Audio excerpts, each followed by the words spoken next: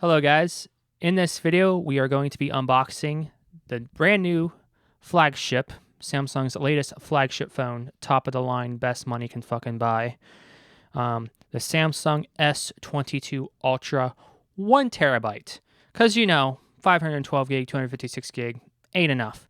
Now this isn't my phone, but this is my brother Abe's phone, the other big cost. And Abe, how much did you drop on your new phone here? I think it was about $1,700. And this isn't a carrier phone, right? Did you buy this directly from fucking Samsung so you can go any carrier, whatever? Yep. It is free to be taken to whatever I choose. Nice. And you won't have any carrier branding on it. So you turn on, you're not going to have a T-Mobile jingle pop up. Oh, that's a relief. So Abe's going to be unboxing this since this is his phone. Now, Abe, you went with the 1 terabyte model, didn't you? Mm-hmm. Yep. If there was a 2 terabyte, you think you probably would have got that one? Oh, yeah. So you could pretty much, that's a lot of storage. So you could pretty much have like your entire fucking FLAC library on there. You could probably have some fucking Blu-rays on there too. Hey, that's what I got it for. I mean, Blu-rays and shit's kind of overkill on a phone, but you would have, at least you have the space for it. Yeah, that's what I needed, because I needed a phone with a lot of storage. I do a lot of stuff on my phone, do a lot of traveling, so it's nice to have the extra storage. You know, I think he has all that storage for some naughty stuff, but we won't get into details on that. Hey, well, everybody has their own collection. Okay, so Abe, go ahead and display the box. So on the front, we just have an S, and it has a little bit of embellishment to it, but not a whole lot. It says Galaxy S22 Ultra. On the bottom, which we're not going to display the bottom, it's going to show that it is the 1 terabyte model, along with your IMEI and stuff like that to register the phone. On the back, just the basic stuff. Now, this box, it seems pretty basic for a $1,600 phone, doesn't it? Yeah, it's a little underwhelming. So hopefully the inside presentation looks a little bit better than this. But we have 2 seals, which we are going to cut. And also on the sides, it says Galaxy S22 Ultra. I don't know how well you can see that, but I wish they would have displayed that a little better. It's kind of hard to see. Yeah, it's a little black on black is not the most eye-pleasing. But that's what the sides look like. The other side just says Samsung, and the bottom has his IMEI and stuff, which we're not going to show that on the camera, so we'll do it like that. So go ahead, just go ahead and cut the seal there. Beautiful. Okay, so now we're going to flip it around again. Yep, we can move this out of the way. Go ahead and lift up on it. Beautiful. So go ahead and, if you can, without the phone dropping out, tilt that up just a tad. There's his new phone. Look at that. So there's a little lever, so Abe's going to go ahead and lift his phone out. And he's going to go ahead and set it right on there. You see we did put paper towels down. So inside, he has probably the manual and stuff, so you can go ahead and pull that out. So just documentation. You have your SIM card eject, which you are going to need that, right, Abe? Yep. So basically, when you buy a phone directly, all you need to do is just pop your SIM card from your old phone in. Or if you're getting brand new service, you just you can sign up for T-Mobile online and just have them send you just a SIM card. They don't even have to know what phone you have, do they, Abe? Nope. So for the cable, it's going to be a USB-C to USB-C. So do keep note of that. And you know what's kind of fucking bonkers, Abe? You know what's fucking crazy? Do you see something that's kind of crazy here? What's it missing? Oh, is there really no headphone jack? No, there's probably not a headphone jack, but what is it missing? I don't know. I'm lost. What do you normally get when you buy phones? Oh, a brick. It's missing the brick, the AC adapter. The charger. Yep. No charger. Abe, you paid $1,600 and they don't give you a charger. Go ahead and laugh. Yeah, that's I didn't realize that, but that is yeah, that's going to be a problem. You already have a charger, but here's the thing, okay?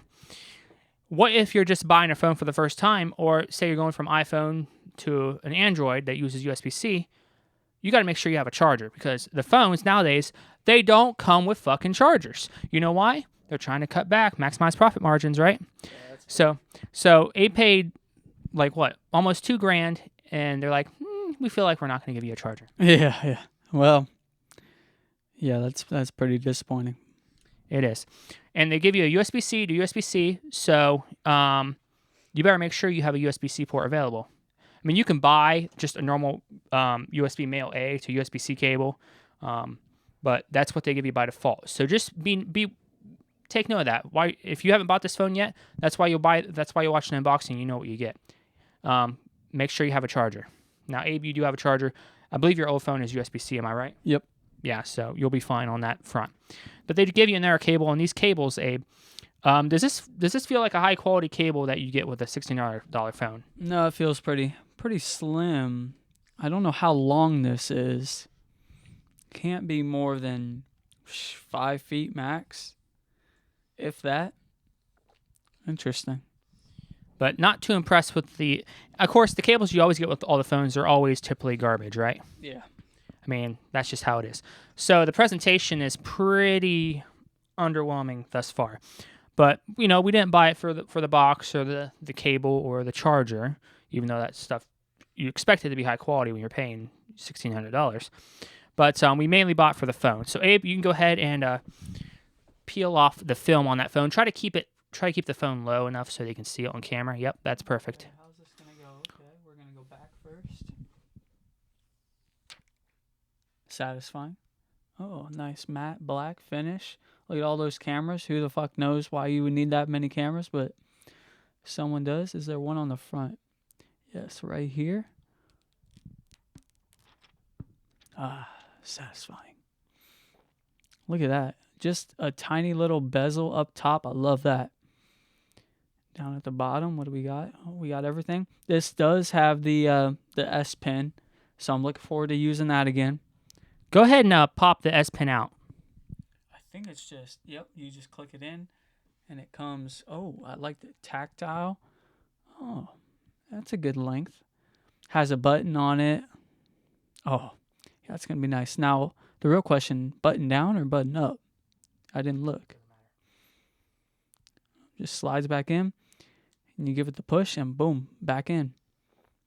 Wow. Weight is pretty good. It's not a heavy phone, not like a super light, so it's not going to like just fall out of your hand. But if you're laying in bed and this drops on your face, I'd say you're probably going to have a bruise in the morning. Yeah. Should we try to turn it on? So go ahead and we gave the presentation of the phone. So on the bottom, can you lift it up? Just tilt it up so they can see the bottom. So I don't know how well you guys can see that because it's black on black, so it's really hard to see. But you have your S Pen, which just pops out. You have a speaker grill, a USB-C port, and then you have a little hole, which will be a microphone, and then you have your SIM card tray. So that's where you're going to pop in your SIM card. That just, use this SIM eject tool, which is basically kind of like a small toothpick type of deal. You poke it into... Now, you want to make sure you put it in the right hole. If you put it in this hole over here, you're going to end up poking a hole through a mic and damaging one of the mics. This has multiple mics, but there is a mic on the bottom. So you want to put it in the one that's inside the tray. And the tray just pops out. And you make sure you have the right SIM card size, which it should be the same size. And then that's pretty much it on the bottom there. Looks like there might be something else that peels off right there, a little band. Maybe we'll look at that later. So go ahead and put it on this side now. So on this side, there might still be something on here that has to peel off. But it looks like you have a power button and then you have a volume rocker on this side. And these are curved edges. Okay, top. On the top, just another little tiny hole for a mic. That's another mic. And on the other side, looks like there is nothing. Now, at least this is a curved phone, which depends on how it's going to feel in the hand. Of course, you're going to have it in a case, so it doesn't really matter, the ergonomics. So go ahead and flip it on its back. You see why we laid paper towels down, right? Yep. Okay, so on its back, Abe, can you tilt that up? So on the back, looks like you have 4 different cameras. You have an LED light, and not sure what that is. That might be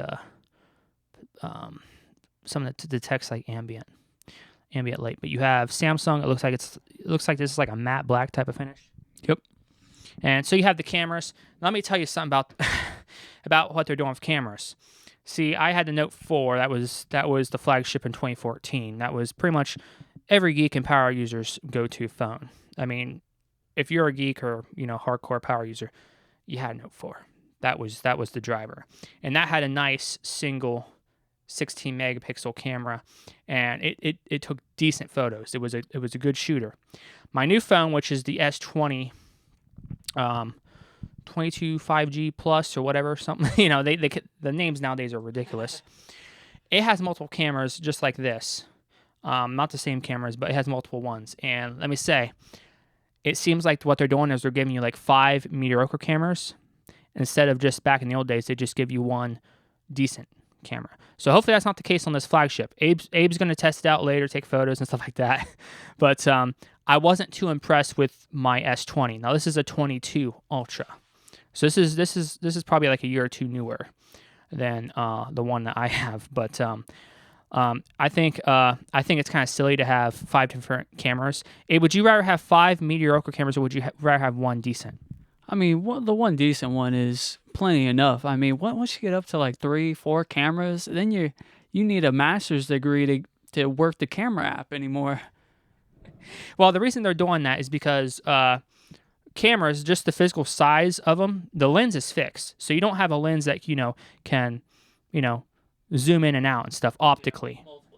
And the sensors in these are so fucking tiny just because the size. The sensor in this is much bigger. The sensor's like, boom, almost like a TV screen size. The sensor in this is just a little tiny fucking, thing, so you can't really get too much light in there. So what they do is they give you cameras with 3 different types of lenses at different focal lengths, because if you just do it all digitally, it's going to just be a bunch of noise and it's going to look like garbage. So that's why they do that, is they're trying to imitate like a DSLR that has a real optics and shit. But this phone don't have, you can't do that on a phone. That's why they do that on there. But what ends up happening is they end up putting like 5 mediocre cameras instead of just putting one quality camera. But hopefully these will perform well. You're going to find out pretty down the road once you start using it. Take a look at some of the photos and stuff like that. When you take it, you'll be like, this is different. Or, oh, they did a decent job there. But yeah, this confuses a lot of people because they're like, well, what camera should I use at this, for this application? Because you're going to have to choose what camera you want to use. Do you want to use this one? Do you want to use that one? it could be crazy. And then what if you're doing a video? What if you're making a video? Well, what camera do I choose? So it can be a bit underwhelming. It does look kind of fucking silly. I think they should just put a single. If you're serious about taking photos and stuff like that, Abe, would you be using a phone? No.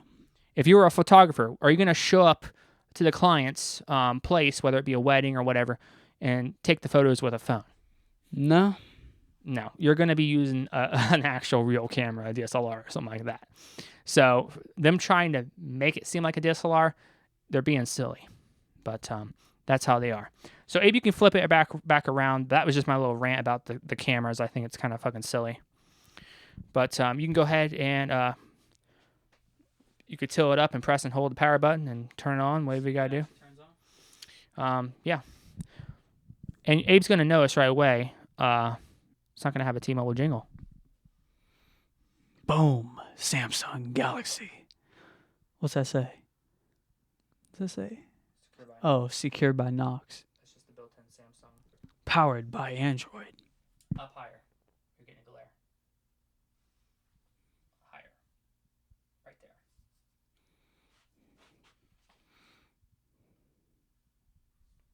So, it gives you a welcome screen. You can hit start. It's probably going to do you through basic shit. So, just the top 2 and hit next.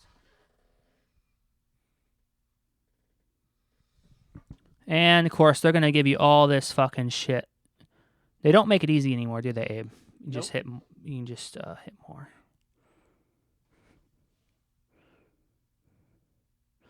Uncheck nearby device scanning. Agree. Okay, and for right now, you can just hit skip. Skip anyway. Don't copy. We're going to set it all up manually. Hit more. Accept. course, when you have an Android phone, it's going to tie it all into here. Now, this is where you set up whether you want to use a pen or if you want to use your fingerprint. Fingerprint, there'll be a little thing that pops up on the screen. You just put your thumb on it. Skip it for now. So I would do that right now because doing it later. Go back. Yeah, you can do fingerprint. Just tilt a little bit higher. Beautiful. There's a little bit of a glare of it. So Abe did the fingerprint stuff off camera. He's going to hit finish, and now it's going to get to the phone. And by default, you'll have the default Samsung launcher, which we'll change all that out, and we'll set up his phone with Nova launcher and stuff. But yeah, that's just a quick unboxing of the S22 Ultra, 1 terabyte, right, Abe? Yep. And I'd say, what are your first impressions? I think it looks slick, clean. I'm looking forward to using the cameras. Hopefully, I can finally get 5G. But yeah, overall looks well built. We'll see how it actually works. Okay, Abe. So go ahead and go into the settings and do show that this is an S22 Ultra and that it is 1 terabyte. So usually, you know how you can do the drop down hit on the cog there. Yep. And then you'll go all the way down to About Phone. You'll notice right there it says, what's that say, Abe? Okay, so as you see it there, it says Galaxy S22 Ultra. We will, of course, change the name. And then if we go to storage, where's storage at? It should be on here. So as you can see right there, it does show available storage. Right now he's using approximately almost 100 gig, and that's pretty fucking crazy, Abe. Right out of the box, 100 gig used. Yeah, that seems like a lot out of the box. So as you guys can see right here, he has basically 1 terabyte of storage, and out of the box, it is using almost 100 gig of storage. Abe, what is your commentary on that? It's probably some of those dog shit apps they give you. But 100 gig, can you imagine? Isn't that stupid? Yeah, that's a little excessive. And the phone has 12 gig of RAM, and it's using 6 gig already. Yeah, I don't know for what. Now tell me, what is your thoughts on that? Yeah, we'll see. Probably needs to be a little more optimized and change some features around. Yeah, I would say, come on, Samsung. What are you going to do? Release a 4 terabyte phone and use fucking 2 terabyte of the fucking storage for your default apps? I mean, what the hell is on there? Every porn video on Pornhub? Probably. But, so there it is out of the box. You go back to the home screen. And what are your thoughts? Oh, one thing I don't like about new phones, I do not like the hole punch camera. There is a setting to where you can hide that, and it just blends right in. I usually turn that on so that, especially if you're watching a video, you don't want your video to have a fucking hole in it. So there usually is an option where you can go in the settings, boop, it just makes this up here black. And since this is an OLED type screen, it will actually be like completely dark, like, you know, because it actually turns the pixels off. So that's just something to note. But I think that's gonna wrap up this unboxing video. Abe, do you have any more comments on the phone? No. Thanks for watching, everyone. Okay, we will see you guys in the next video. Thanks for watching.